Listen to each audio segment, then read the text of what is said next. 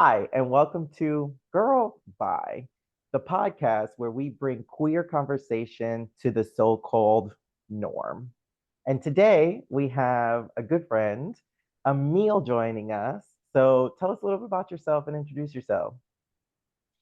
So as y'all know, my name is Amil. By the way, I'm not normally this like nervous. I'm a very social person. I just kind of, I got to get into the swing of things. But I'm 26 years old. I am originally from New York, but as people say, I am from North Carolina. I've been here for over 16, 17 years, something like that. Um, I grew up in Charlotte, for the most part.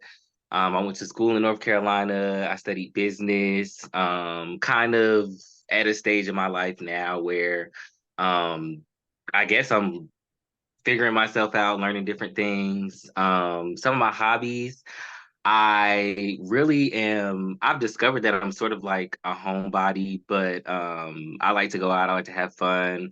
I like to try new, different, adventurous things. So if I'm traveling, like I just want to do things that I haven't experienced before. Um, yeah, like one time I went on a trip and I jumped off a cliff. So like I'm very adventurous. Wild. What else? I'm a foodie. I love to cook. That is one of my favorite things in the world. Cooking is so therapeutic to me. Hence the So kitchen I we're enjoy in. busting down in the kitchen. I like dancing and I do like to write music. Yes. We are going to touch on the rapping thing in a little bit for sure. Oh gosh, Um, okay. but definitely, I want you to have fun, enjoy this hmm experience. And this should feel like we're talking on a normal basis. It shouldn't feel anything Yeah. different. So, you know, definitely can be stressful knowing that we're creating a podcast, but really just kind of being your true authentic self is what kind of hmm eats up in this conversation. It should be Um, easy. You're a key, so we can get into it. You already know. You already know Right. I'm here to play. Thing I want to kind of start with is, really exploring kind of the LGBTQIA plus community and kind of where hmm everybody fits in. So, how do you currently identify yourself? So currently and probably always, I do identify as gay. It's a funny story about the way that I came out. I came out as bi, already knowing I was not going both ways. I already knew, and that's a whole story for a whole different podcast. But yes, I do identify as gay. Now, Loud and proud.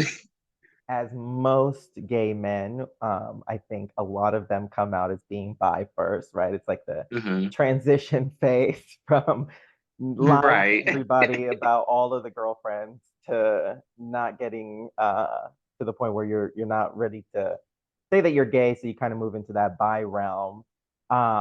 Were you ever in an actual like relationship with a woman? No, I wasn't. I think when I was younger, and I feel like maybe because that was what more the standard was supposed to be. I feel like I kind of just it was like automatic, like, oh, I like girls, I want to have a girlfriend. It was one of those type of things.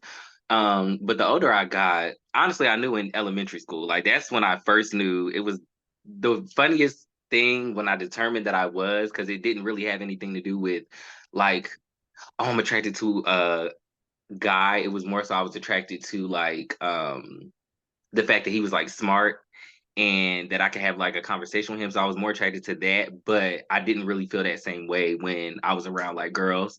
And I was in elementary school at that point, so I kind of knew like I didn't have that interest in girls. I think when I came out, it was more of a, I guess, defense mechanism. Like I kind of crawled into a shell because I really wasn't sure how I was gonna identify like myself after all that time of not having said it out loud and not knowing where I was gonna navigate being in that space. Like so, it was just kind of something where like I panicked and was like, oh, by the way, um, and this will probably come up later, but I came out to a gay parent. So like two mom household, and I don't know what I Yeah. was scared about, what I was nervous about. It was definitely an internal thing.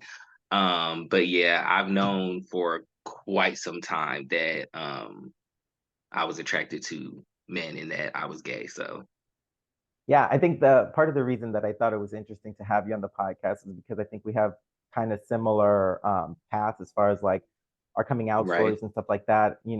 Um, I think it's funny because a lot of people think like, oh, if you have a gay parent or you grow up in a gay household or something like that, it's easier to come out. And almost sometimes I feel like it's harder to come out because I think that they know the struggles Yeah. of what it is to be gay. And so like they Mm-hmm. not that they don't want you to be gay, but they don't want you to go through those struggles of like what it is to be against the social norms of the Mm-hmm. the community. So I think when you have parents in that realm and they grow up in different decades, right? Because like our parents grew up Mm-hmm. in a much different time frame of what it was to be gay than even now. And I think even Right. we grew up in a different time frame of where it was to be gay and what that meant to like nowadays. And so really seeing how like it is not easier just because your parents might be in the community or something like that. Sometimes it's even harder to have those conversations with them. So I think it's really an eye-opening situation where people can start to realize that each person's story is hard in their own way. I think it's the aftermath that's a little different, right? Because our parents are like, "Girl, we knew, Right, exactly. It's always like, oh, I was in the closet. They was like, girl, it was a screen door. All you had to do was open the girl, door, step a little toe out, and everybody would have knew. we And knew." You were speaking in to the the point that you closet, made, full like, wig. right, exactly. And oh my, look, if I could find the videos that I have, y'all would have been like, there's no way he was trying to hide. Like, there's no way he was trying to say that's not the case. It was screen door. That's all I'm gonna say. But speaking to the point that you made, like, it is a very hard dynamic to like come to terms with, I think, especially because my mom, my biological mom, she came out later in life. So like it wasn't until I was 9 that we found that out. So, she was still, at that point trying to navigate, that um whole situation for herself as well. And when they got married, they literally, I think they got married literally the year before they ended up legalizing it. And it was one of those things where like they were still living in a time where like they're saying it's illegal, like you can't be with the person you love in public, and it's still kind of like scrutinized. So I think, people have this idea that like it's easier because, but now you have like a whole group of people struggling together, and it's like it is a little tough. But and there's a whole but there's more to break down about it too, but you're definitely It's right. It's great, one of those things yeah. where it's like you got to go through some stuff. You really do. Yeah. And I think it's cool because like so basically you're kind of going through that path of figuring those things out together, and that's kind of wild. Right. But before we Right, go into kind of exactly. like how you got there, what did you feel like it was growing up, going to school in Charlotte, in a southern town? I know a Hmm. lot of people like to act like North Carolina ain't the South, but that is the South. You're right on the border, baby. Right. And Hmm. Charlotte, in my time in Charlotte, I've learned that North Carolina as a whole can be very conservative. Let's say that. So how did That's you T. experience going to school, kind of that transition phase for yourself when you went from trying to fit the norm to saying that you're bi and then moving into being gay? Kind of how did you think that that impacted your friends, your social groups, your school, after school activities, things like that? So funny enough, like I feel like I always did have a lot more male friendships before like I fully came out. I feel like I had a lot more male friendships, and it was easier to navigate because I feel like when you're kids, it's easy to say like, and I was also one of those kids that like was bullied heavily. Like I dealt with a lot of that stuff, but I think it's one of those things where it's easier as a kid to like deny. Like you really don't know who you are yet. You really just want to fit in. You want friends. You don't want people to look at you any type of way. You don't want to be an outcast. So I guess in some ways it was easier to just try to kind of fit in. But then the older I got, like I said, I was in elementary school once I noticed. And the older I got, like when I was in middle school, I don't really necessarily, I did go through like the whole denial phase, but I don't think it was out of like, oh, I really don't know who I am. I think it was more out of fear of being judged by everybody else, especially because we were getting older. People were experiencing a lot more things. And I know like we were young, but they was getting into some stuff, and you start dealing with relationships and you start learning things, and it becomes one of those things where like it just you get tired of like the back and forth of no, I'm not, no, I'm not, no, I'm not. So it became one of those things where like if that's what you think, that's how you can feel. I'm not gonna say anything, but that's basically what it is. And then by the time I was in eighth grade, that's when I did come out when I was in eighth grade. Um, to my parents. I didn't come out like to everybody until I was in high school. But in eighth grade is when I finally told my parents, like, look, I think this is what it is. And I said bye, like I said, I knew what it was. Um, but Made it your parents. it definitely made a difference now, I think. I definitely have a lot more female friends, and I don't know if that's a thing that like it's a common thing in the community, like where a lot of gay men have more female friends, and obviously it's because toxic masculinity culture is easier to be around women. Sometimes I feel like women can be a little bit more understanding. And it's just one of those things where it's like harder to build like relationships with hetero men, especially. But and then having relationships or friendships with gay men is a little difficult too, because when I came out, I experienced like the competition culture. And so like it just the way that it affected my friendships, I just always ended up like, I guess, attracting myself more with like female friend groups, because as I came out and as I started becoming comfortable who I was and experiencing things, experiencing the community, especially in college. Like college was a really big eye opener for a lot of different things, but it just females, like I just women, I ended up becoming more close to women. Like so it definitely played a difference between like the beginning stages of me not knowing and kind of being in the dark to fully being like openly out.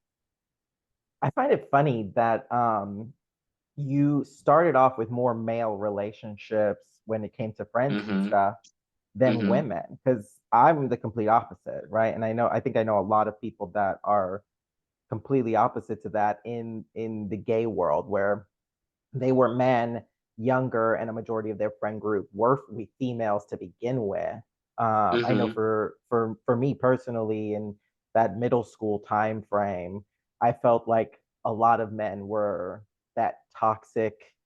They want to like show up and have like the best girl and like be the hottest and all of that stuff. Mm-hmm. And I feel like that was kind of where we were all going through puberty. So I felt like all of us were like looking a little crazy. We all were trying to figure out what our style was. Definitely. And I felt, like for me personally, having male friendships at that time was actually really hard for me. It was really hard for me Mm-hmm. to even relate to some of them, because I thought a lot of that, in that time frame, I was still trying to figure out who I was. And so like Mm-hmm. being able to like relate with some of these straight men were really, really hard for me, because I felt like they were showing things about themselves that I didn't find to be something that I would want to like flaunt or Mm-hmm. be that stereotypical person. And so I Mm-hmm. always related more to women. So I find that really interesting that you had more male friends in the beginning. What do you think kind of led to that? So I didn't really get into it when I introduced myself, but I'm not only child. I have two sisters and I had a brother who's now passed. But I think for me, that was one of the biggest difference, because we grew up like, nowadays kids are all technology, like they're on their phones. They don't really get out and like see like what it's like to be a child, I think, much anymore. But we were like that. So me and my brother, majority of the time, like I was that kid who like wanted to be like my older brother. You know how you chase behind your older siblings and you want to be cool like them and do everything they do. So like it was always we were outside in the neighborhood riding bikes, like being boys, being out in the woods, doing stupid dangerous stuff, because that's what young boys do. But that's what I think, because I grew up like around my brother and like being that neighborhood kid, like that's just always what it was. And then the older I got and the more I started to realize things, it kind of switched from being like, oh, I was out in the neighborhood with the guys, because they started being, like you said, I just noticed things that I'm like, I wouldn't, that's not how I would operate. So I definitely noticed a shift at that point. But like for the most part, I always grew up like, with my brother, even into high school. Like I feel like we lived in this in Charlotte near university for a good little while, and I still had a lot of male friendships then. It was a little bit more mixed at that point, especially because I was out, but like it definitely started. I had my brother and I was always around him, so I think that's probably what made a big difference. And your brother was not gay, right? So Or he was not. I and I think only say that in the sense of like he probably had a lot of male friends, which is what you saw also right. while you were growing up, that like, you know, he would go hang out with his guy friends, and like I feel like that can impact that kind of growing up phase. I think a lot of us, when you're growing up, you know, the impact of like everything around you, I think is super important, because like what you see, I think a lot of it you'll Mm-hmm. mimic, right? So like a lot of it you'll Mm-hmm. see and you'll try to like do those things until you realize that you just don't like them. So you like figure out a different Right. way. And I think Right, that, you know, exactly. if he had a lot of male friends, then that would have reflected back to you having male friends also. Exactly. Cause like when we were kids, all of us were close, not just like even my sister, my youngest sister, she was definitely one of the guys. Like I think she's very much like a girl's girl now, but she's definitely like tomboy. Like she was one of the boys. Like it like you said, it just kind of that's how it is. Like when you see it, you mimic it, and that's just what it was. So Yeah. yeah. So let's kind of dive into that a little bit. So Hmm. you have a lot of siblings. Yes. And you have a twin, right? Like a same year twin or something like that, Yeah, right? Irish twins is what they call it. Irish twins. So tell me a little bit Hmm. about kind of like your sibling relationships, and kind of, do you think that that helped? Do you think that they were easy to talk to when you were kind of going through these different phases? So, my youngest sister, she does now identify as bi. And my Not outing oldest your sister, sister. huh? Not outing your sister. Oh, girl, she already out. You asked her the question, she gonna tell you. Like that ain't nothing. I would have never put no business out here that wasn't already out there. But yeah, so she does now, and then my other sister, she is straight. And I think it's funny that you spoke on like people grow up in straight households that end up coming out as gay, and then vice versa. It doesn't always work the way I think people want it to work or expect it to work. But growing up, it was a little difficult because I think we we used to like watch shows and stuff like that, and I used to make little remarks at the point where I was like a little bit more like when I knew. And like we'd be watching a movie or something, like Morris Chestnut will pop up on the screen. We used to watch a lot of black movies growing up. And I would see all these like attractive black men, and I would kind of be like, and or I would make like a little remark or something, and they'd be like what's going on? Like I don't understand. Like is there what's tea? So I think us being younger and not and when you're younger, you're a little bit more ignorant to certain things. So like until you can grow up and like make your own or come to your own understanding about like what life is, how people are, that people come from all different paths, all different walks of life. It's a little bit more cutthroat, I think, because kids can be a little cutthroat. So I think around that time, it was a little more difficult to talk to them because I don't think they fully understood yet. And I was young and they're younger than me. So, like, we're not that far in age, but they were still younger than me. So it was like certain things that I think they just weren't privy to understanding at that time. So I didn't come out until later because I was afraid of like, will they accept me? Will we still be close? Like, do they love me? I went through a lot of that stuff because I did feel like I heard, certain remarks that were like, yikes, yeah, I'm never gonna be able to tell them like who I am or like live in my truth because this is like if they saying this now, like, and again, like I can have grace for that because we were kids. So once I came out in high school, it was a very emotional thing. Like I think everybody knew. And it was funny because like when I told my mom, she was like, boy, come on now, like what did you think? And when I told them, they was like, and funny enough, my brother was like, oh, I knew. Just be careful. I love you either way. You know what I mean? And they were kind of like, my sisters were like, oh my God, like what? Like, when did this like? And then it was just like I was like, I didn't necessarily feel comfortable coming to y'all because, I didn't know how y'all would take it. There were certain things that were said that just made me feel like I didn't know if y'all were like accepting or open to understanding me. And so it was really, I think, difficult at first. But now that we're older, we're locked in. Like there is no switching up. We're super tight. They have my back 10,000%. I have theirs, and I think that us being able to one grow up and grow out of that stage of being ignorant of certain things, and two being able to be like open and honest with each other. Like I feel like that made a big difference in how we built our relationship over the years, especially as adults now. So like we're really close. We're cool. I love them. Those my ace boon coons, you know. We definitely love a good family gathering. Definitely at the Amil house, they throw the greatest parties. No, All it'd tea, be a all key. I'm shade. telling you. And Manny is the type of person like if he comes around, Manny, I don't know, he's like able to be in any room, and so it's always a good time. Like I said, he's a key. I do love a good kiki, and when they got good food, Right. don't show up to an Amil house too late, but don't show up too early either. Uh, Listen. that's the tea right there. Right. Exactly. So you had to take a moment of silence. You already Yeah, know. that's the tea. So as you kind of like went through these different phases, now like hmm you are getting to the point in your life where you're more comfortable with who you are, who you want to be. hmm Tell us dating. How did it start? What was your first person you encountered? How do you think that those types of things impacted the way you dated moving forward? Um, This I is don't the think I'm tea. gonna get into my first encounter. I'll just say that I don't think that was the best representation of how I expected to be in the community the way I am now. It was a lot of confusion on both ends. I think there was a lot of really the best word is confusion because I think there was a lot that like I just didn't know at that time, and I didn't know well enough to like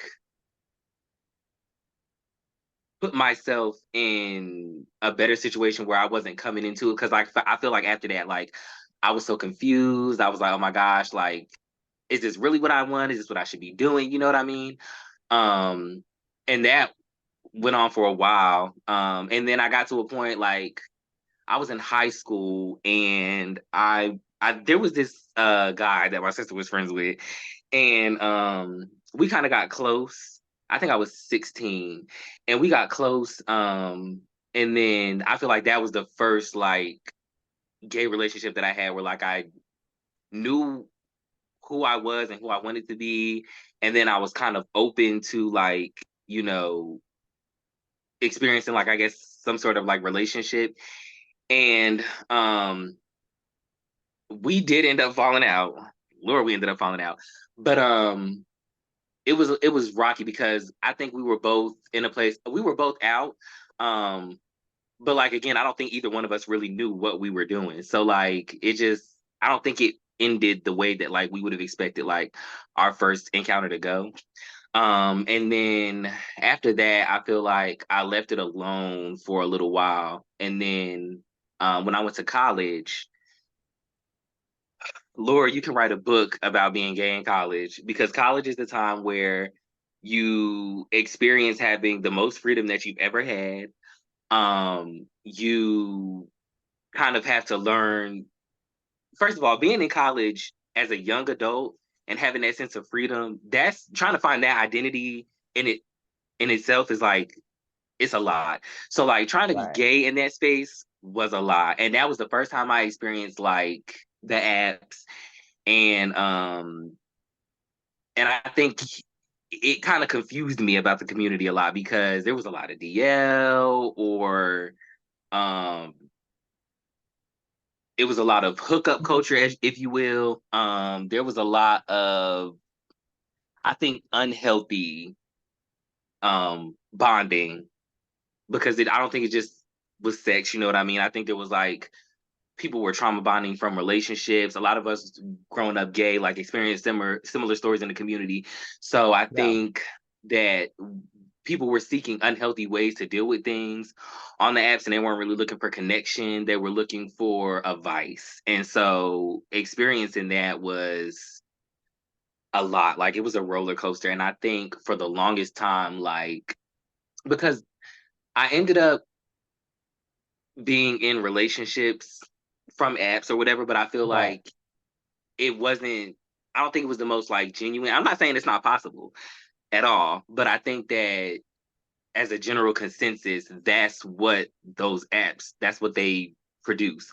So I think that made juxtaposed to like, growing Yeah. up and not understanding, I think that made dating difficult as an adult because then it was like, okay, now we're dealing with a whole bunch of different confused people who Right. don't really know themselves, who don't know what they want, or who only want one thing, or who don't know how to be good to other people because they were hurt. So like I'm at a stage now where like I'm not dating, I haven't dated, I've been abstinent, you know what I mean? I just feel like as an adult, like once you grow up and you come to understand certain things, you kind of grow old of like I said, that hookup culture and The that, hookup going culture, back and yeah. forth and trauma bonding and this, that, and the third because you're craving a connection with somebody. So it just, yeah, as an adult, like I feel like it made a difference a lot because I didn't really do it much when I was like younger. I know a lot of people who like, they tell me like I was a teenager and I'm like, girl, when I was in high school, I really was like in my books and stuff like that. I didn't really get into a lot when I was in high school. It wasn't until college where like I experienced a lot of that what some people call freedom. So it was like one of those things where like I was like, girl, I did not know any of this was like this until now. So yeah, it definitely made it a little difficult because the app culture, I'm sure like it's a lot. Yeah, and funny thing you bring up the app culture because this podcast is going to be reasonably shady every now and then. It Um, has to be. It only is. It only makes sense. It's only right. so you're a little bit younger than I am. So, Hmm. we growing up kind of had a little bit different of experience because when I first came out, apps were not the same. And like, telephones were not the same. Right. So my first like kind of encounters Oop. is really kind of like that in person, real life interactions is kind of where I started kind of my journey and finding out different people and different places that I didn't sneak Oop, into. hold on My real quick. ID Sorry. Because if y'all know one thing about me, baby, that phone. is dead. Dead. And There's if no it's battery in real, that it's phone. real. Oh, I got a wireless charger. Um, but yeah, so if it was like that real life interaction was kind of where I kind of began my journey and understanding certain things. So Hmm. when when you started dating and stuff, was the apps kind of like your first avenue kind of going into college? It was like download Grinder and see what's there. I mean, obviously, I think everybody in the gay Hmm. community knows about Grinder. I think most people in the world Right. know about Grinder. It's now sold in stock. It's wild. Listen, I just saw a post actually about it. It's something about it's been 15 years, and I'm like, who knew? Like, Yeah, but 15 apparently years. that's it. Right? So, kind of going into that, where did you kind of begin? Was apps kind of your start? And if it is, my shady question is, Okay. which group of people do you think is the most DL? Okay, so apps were not my first encounter. My first two encounters, I think, were like very real, like again, like I had already knew these Yeah. people outside of any of that, and that was that. So when I got to college, that was my first time like experiencing the apps or whatever. Now when you say what specific groups of people, what do you mean? Because I want to make sure I get it Um, right when I answer the question. you know what I mean? The certain demographic of people that are the most Oh DL, yeah.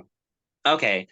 I'm not gonna lie. in The your men who opinion. look like me were the most DL. And no tea, no shade in the okay, so there's a lot of different spaces to navigate as individuals, right? Right. So we're people of color in the community, right? And then being gay is one thing, and then being black is another thing, and then being gay and black and dealing with the stereotypes and stigmas of being gay and black is another thing on top of it. So Right. I feel like a lot of us in the community, and I shouldn't say us, but a lot of black people feel like if you're gay, like there's something wrong or something happened to you, like you were touched in some sort of way or something like that. Yeah. And they think like literally there's something wrong with you. So I feel like it's harder for a lot of black men to come out as gay without, one, um, exposing themselves to like things that can harm them and hurt them. And not just outside of like STDs and STIs, which that's a big thing, but Right. it's a lot of like people experience like a lot of dangerous stuff like being bullied and beat and all that stuff like that. So I think it's hard to, say I am this way or I'm not this way. And it's easier to just like hide behind the apps and have your 1-2 and call it a day because it's easier to do it and nobody know and you not be judged rather than I'm out and I'm gonna have to deal with that. So I feel like it's like a double-edged sword. Like either way, you kind of put yourself in a situation where it's like not the best or the healthiest thing for you. Yeah. And it was always like that. Now that being said, I have always had a preference for dating within my community. We'll probably get to that at some other point later in the podcast. I don't know if that's gonna come up today. Um, have I dipped a toe? I have. I've admitted that to people. But that's just at the end of the day, like I came to like understand like that is my preference, dating within Yeah. my community. And again, like I can understand to some degree, like, it's hard. But I think, like I said, the older we get, like I'm discovering who I am. I'm learning what I like, what I don't like, especially in a relationship, what I can deal with, what I can't deal with, what my icks are, what my what is the word? Oh my gosh.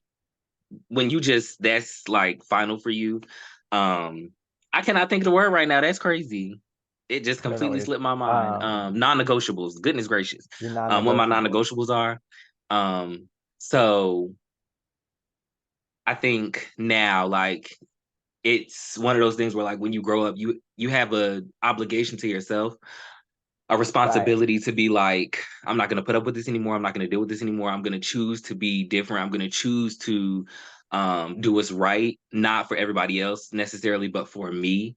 And so, can I understand to some degree? Yes. But then again, it's like, come on now. You don't want to be Yeah. 30, 40 years old regretting the fact that like you didn't really live in your truth. You know what I mean? Yeah, and I asked that question because I find that when I've talked to different people, everybody has a different answer to that question. For me, in the app world, the people that I found Mm-hmm. to be the most DL were, people that were married and had kids. And, Ooh. you come across these group of people that are trying to live a specific type of life and then kind of going into a different thing. And granted, I've lived a lot of Mm-hmm. places, so it kind of like I've got to interact with different apps in different cities, throughout the country. So my younger years was very much looking Mm-hmm. for kind of that connection that you were talking about, and like who can you relate to? And sometimes you go to relate to some of these people, and like you figure out like the photo on the dresser is a whole family and they have children. And I'm Right. like, ladies, check your man's phone. If this sound sounds like the sound here inserted, check the Y'all know phone. what it Check sound like, the phone. right? Y'all know what Check it the sound phone. like.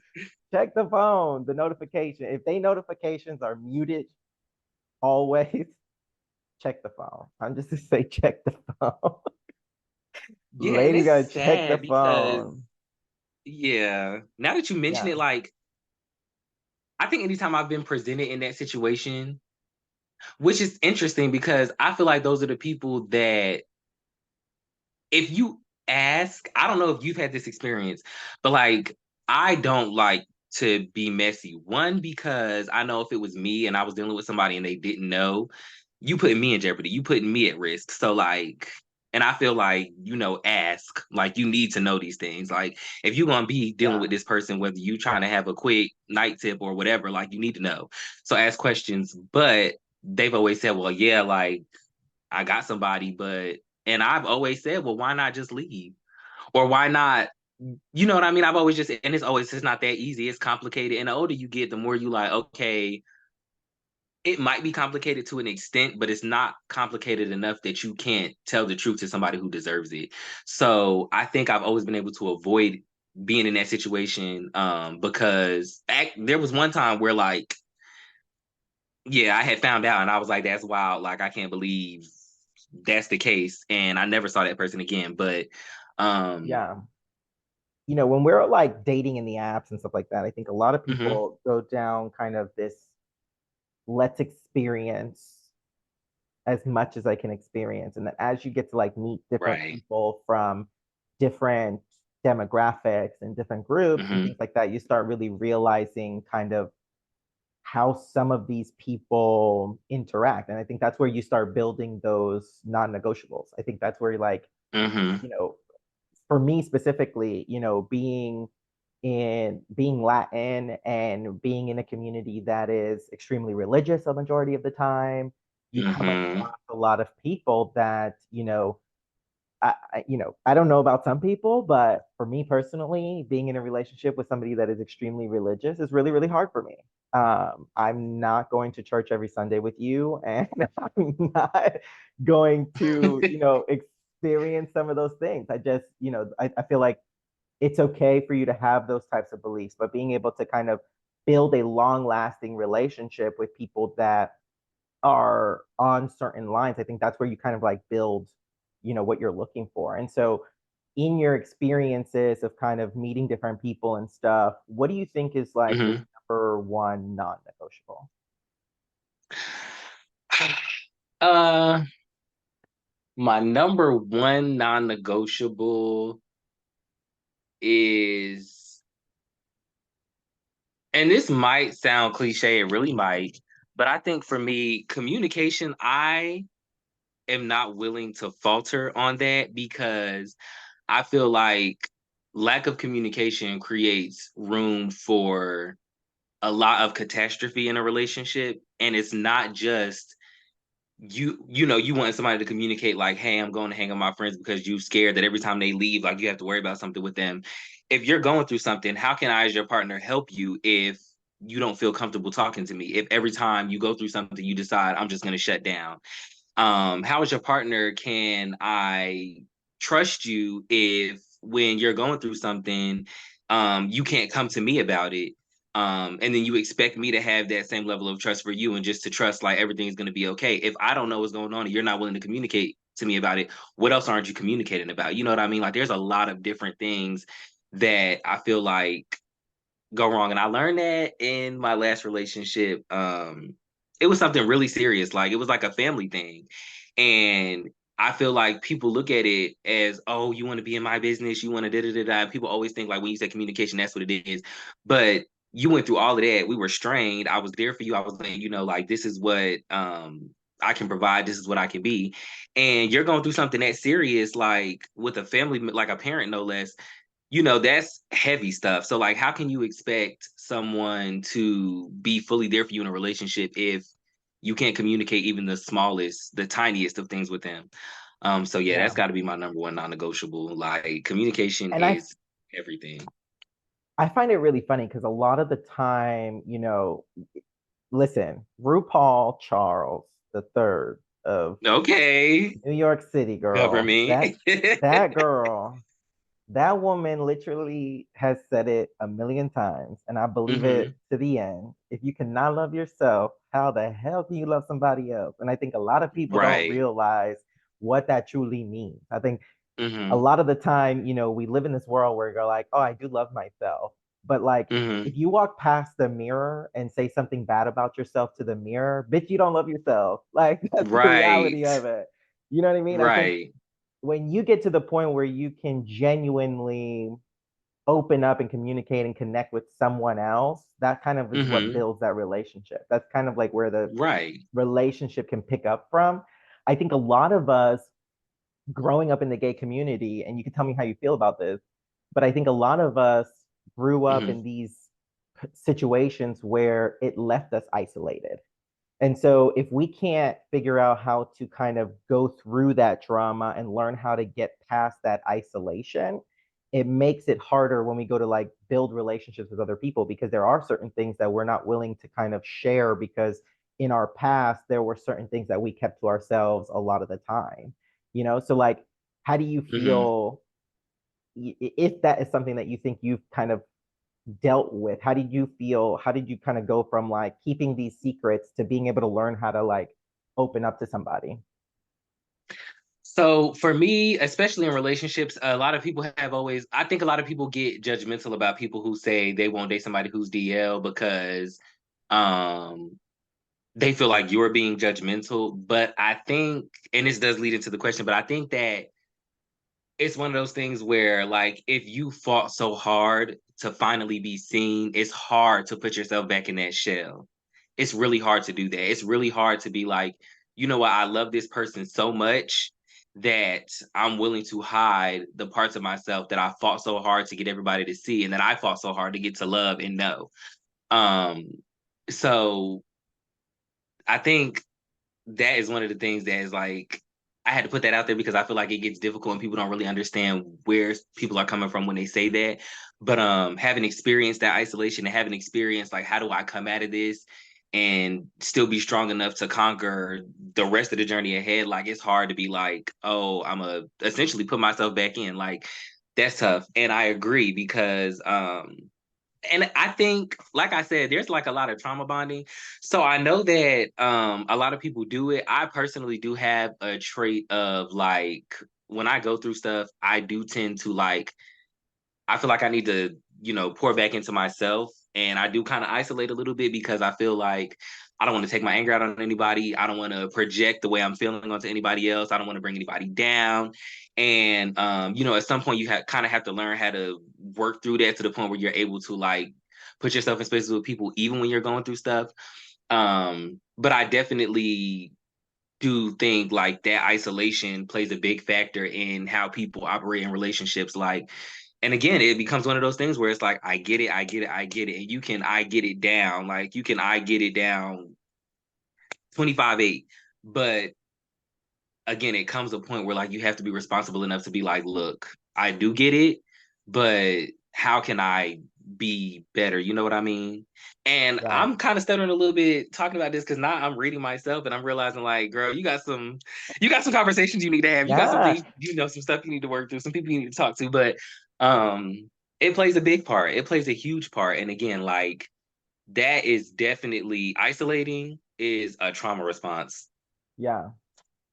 10 out of 10 is a trauma response. So um, and then also, like, I feel like a lot of people say, oh, your number one isn't loyalty, your number one isn't trust. Like, I feel like that comes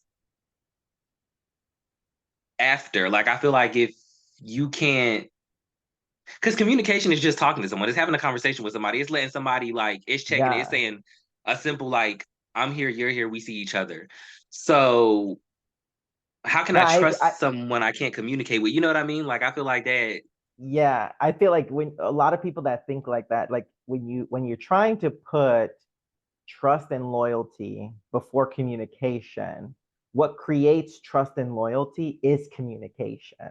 Exactly. Right? So I think that's where a lot of people falter because, Mm-hmm. I think a lot of us, as we were growing up, our parents and Mm-hmm. things like that, all those secrets that we did keep from different things, Mm-hmm. I think that's where we truly are going to learn how to thrive and build and figure things out, because a lot of the time we're Mm-hmm. covering some kind of lie that we've learned to tell. I think all of us probably our first gay sexual encounter is a secret Mm-hmm. we all hold, because none Yeah, of them happened the way we literally. anticipated them to be, right? So I Hmm. think when you kind of go through life with certain things that you keep so close to you, and when you're able to actually like open up and express those things with somebody, it kind of starts with the Hmm. communication. That's what kind of leads us into, if I feel like you're genuinely open to me and communicating with me and telling me your feelings and Mhm. telling me what's going on and how we can grow together and how we each grow individually. Like you can't be someone's hype man if you don't know how to hype them up, you know? And I think that Right. those are the biggest things Literally that people need to speak on it. learn. Yeah, because Right. especially in relationships, I think a lot of people don't realize that like when you get into a relationship, especially for me personally, I mean, you know me for a while now. Right. I need my number one hype man. Like that is the person that will Right. allow me to be my true authentic self consistently. Mhm. You know, being a millennial kind of growing up where like gay was not cool to like gay was Mhm. okay to like now I feel like people can just be their true authentic selves and it's not Mhm. quite the same as what it was when I was a kid. I think seeing that progression, I tell people a lot of the time that progression is the same progression that Mhm. I feel like technology has had. I feel like when I Mhm. was growing up, we still had like we didn't have laptops and like a laptop was like the most expensive thing on the planet you could buy. Right. And most people, if you had a computer at home, you were the rich girl because not everybody had a computer at home, you know what I mean? So I think like Right. if you think about kind of like that progression, that's how fast it has been from like where like Mhm. you could get beat up on the side of the road like any day to like where we are now. And I think the difference for me is like, yeah, it's still dangerous like in certain places and stuff like that, but a Mhm. majority of like the larger cities and stuff like that, we can be our true authentic selves now and not really be like attacked in broad daylight. You know what I mean? Right. Where it wasn't like that. And so now that you've kind of grown up in Charlotte, now you're a little bit further Mhm. out of Charlotte, but still kind of in Yeah, that girl. same metro area. Mhm. You're like six hikes away from Charlotte Listen, and now. very much.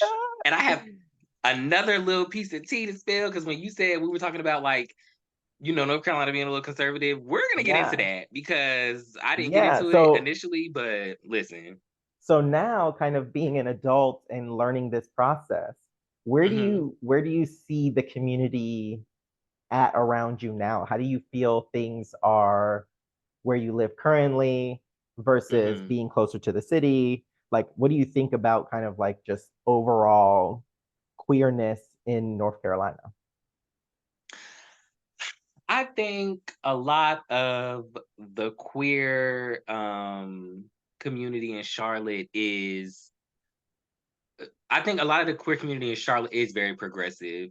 That being said, North Carolina is the South. That being said, the South is more conservative. That being said, it's not always easy to be anywhere in the South, not just North Carolina, where you can have an experience like you have in Charlotte. Um, right now, I am in Concord, which I'm a little deep in Concord, and it's still like in that general area. It's like it's 30 minutes to get to Charlotte, but that it's girl, the construction, the traffic, it's stuff that adds to it. But where I'm at now, it's a lot more quiet. And the demographic is a little bit more well, it's majority Caucasian. So in my experience, being in North Carolina and being in communities where that and when I say communities, not LGBT necessarily, just like, housing communities, whatever the case may be. Right. When you get to those areas, it is a little bit more white and it is a little bit more conservative. And that being said, I could be in Charlotte at a Walmart, or I could be in Charlotte at one of the places uptown doing like an activity or something like that. And you could easily be, having a key with your girls, having a good time with your friends, and y'all doing this, that, and the third, carrying on, as we say. And you could get people, yes, girl, gassing you up. I love your shirt. I love your outfit. I love this, that, and the third. Girl, you walk around in Concord, in a Target, in the Publix, and you so much as blink with a lash on, looks, dirty looks. It's giving judgmental. Yeah. And so I feel like growing up and navigating that, especially living in this space now, like I've chosen to always be 100% unapologetically, authentically myself because again, I cannot Period. afford to go back to feeling like, damn, I can't be seen. Now, that being said, Do the girls know how to code switch? We do. The girls know how to code switch. We've gotten good at it. We have, gotten it down to a T. But it's hard kind of being in Concord because I can't always and it's always like, oh, it's like, how like older people, especially Yeah. like they'll laugh and they're like, oh, that's so funny, that's so cute, but you know what they really mean, like, what's going on? Sit Yeah. your ass down. Why you doing that? Take that off. Like, um, it's kind of it's an ick. And I know What you've are asked me this question before, and it's like, where do you see yeah. yourself? Where do you want to go? I feel like in some ways I'm still trying to answer that question, especially because like you have to consider so many different things as a gay person when living somewhere, when traveling, when choosing where to hang out with your friends, like, and so I think it's one of those things where like I know this is definitely not the final stop for me. But where do I feel like I could go that I would be comfortable? And I feel like there's certain like cities and certain places like I feel like I always hear, like, you see on social media or you hear about it, like the Houston girls talk about like you could be out loud and proud in Houston, you don't really got to worry about it, you know what Yeah. I mean? You could be the same way in Atlanta, you know what I mean? Like there's just different places that you go, and I feel like sometimes it gets a little bit oversaturated in those places because people are like, Right. I'm just craving that freedom, that space to be able to be myself and not feel like I have to face judgment for in New York. You know what I mean? It's like it's you get those places, but I don't know. I'm also in between. Like I'm kind of one of the girls where like I said I'm a little bit of a homebody. I like to have a key now and then, but like I just the older I got, I realized like peace is important to me. So like I need some quiet time sometimes. But yeah, being in Yeah. Concord, you definitely gonna get the quiet, but then it's like the other side of it is like, yeah, people are not as accepting. And it's one of those things where you kind of have to pick and choose where you can be Right. loud and proud and then just proud. So, Yeah. Yeah, I'm the type of friend to ask a lot of questions and like really hype up my friends to really push for right. their goals. I think one thing that I've learned in my lifetime is the Hmm. people you surround yourself with are crucial. And I think a lot of us don't really take that to heart the way we Hmm. should. Because a lot of the time, there was something as a kid that I heard a lot of people say. I know a lot of people like say this kind of like thing, but misery loves company. And I think what Mm. we don't realize enough is how true that is. And so, Yeah. when you see a friend that is going through something problematic, that they need to Hmm. learn how to come out of that and talk about it and get the help that they need to like get past those different things. You'll also Hmm. notice how they will like negatively interact with people in the group, right? Like they'll bring out that Right. anger even if they're not meaning it. Like I think a lot of people don't realize kind of that they do those types of things. And I think when Right. you start looking at your friend group, and I know that all of us go through it at a different time in life. Like I know that Hmm. like you more recently, are graduating college, coming from your high school friends to your college friends to your adult life friends. Hmm. And I think what we don't realize is that those can be different groups of people. And I think that as we kind of continue to build our network and get to know our different people, the different Hmm. stages in your life, those people that you continuously are around and communicating with, how Hmm. are they impacting you in a positive way? I think that's really important, right? And so Hmm. that goes to like relationships, that goes to whether you're gay, straight, I don't care where you are in the world. I think that that is super Absolutely. important, right? It's like those people Hmm. that are around you should be hyping you up. They should be trying to, Hmm. and this is a great segue into Emil's rap career because I think Emil can come back and bring rap out of the ashes because I don't know about Listen, y'all, but rap is right. dead.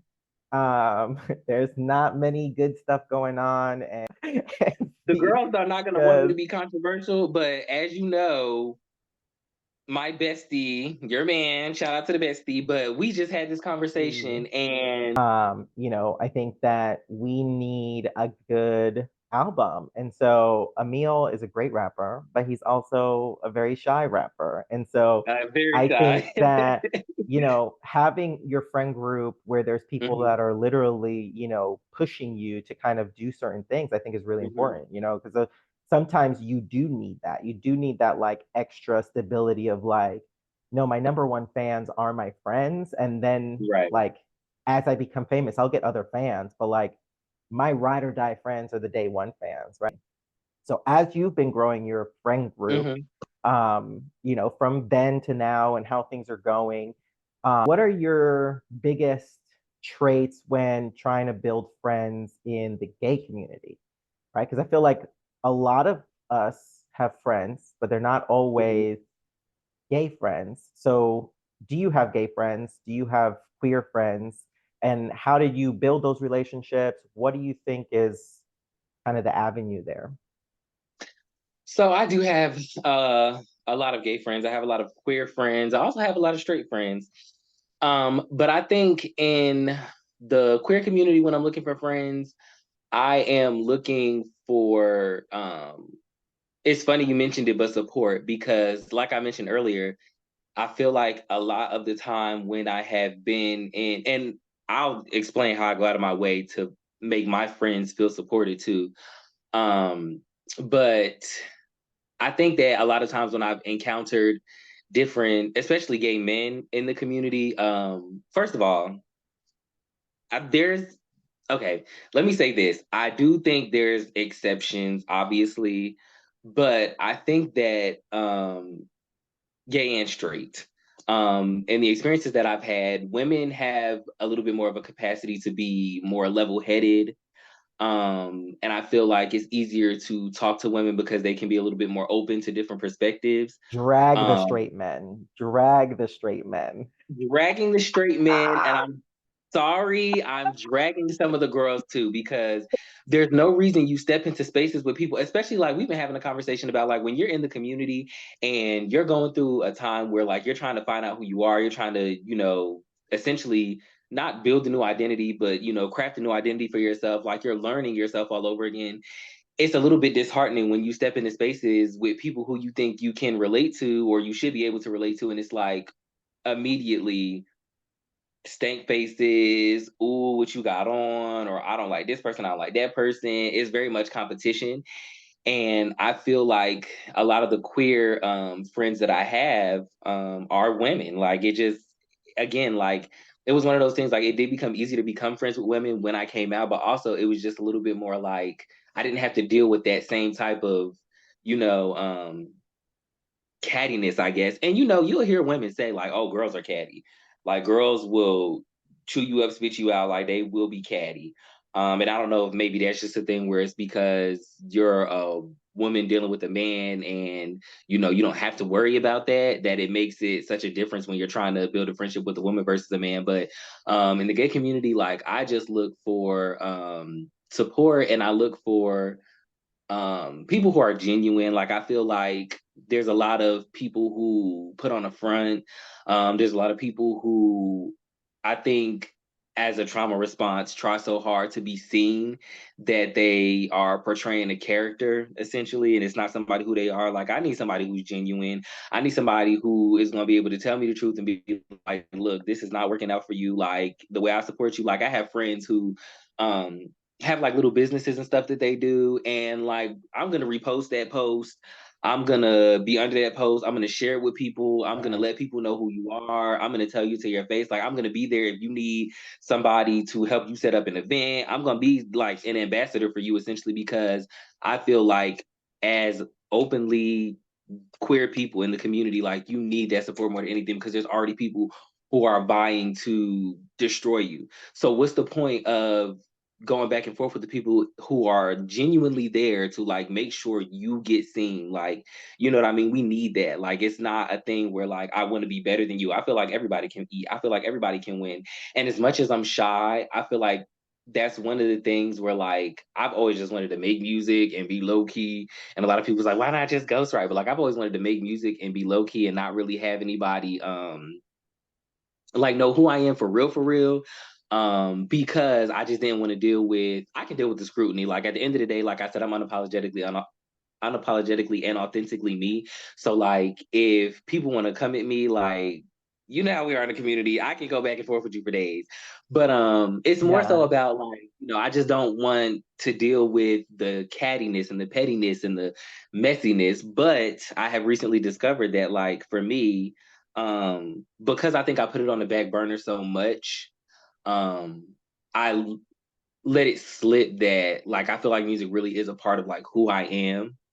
And so now I'm in a space where like I want to put it out and I want to Yeah. be seen because I want to see myself out there like that. Like, okay, you was really able to do it. Like you really stepped outside of yourself and was like, look. And when you get older, just so you know, everybody watching, do not put your hobbies and your interests to the side because you're scared of yourself or you're scared of somebody else. Chase your dreams. Do what your heart is telling you to do for you. Yeah. Don't let nobody stop you because you don't want to get to a point in life where you regret not having done something and really seeing yourself in a light that you didn't think. Because something I always say to people, especially when I become friends with people, is like I want to see everybody achieve their highest potential. And so like the question was about friends. I want somebody who wants the same thing for me. You know what I mean? So if I want that for other people, I have to want Yeah. that for myself. So, achieve your highest potential. Don't be afraid to. So yeah, Yeah. that's So kind of what on I was. that note, I do want to is the song on Spotify yet?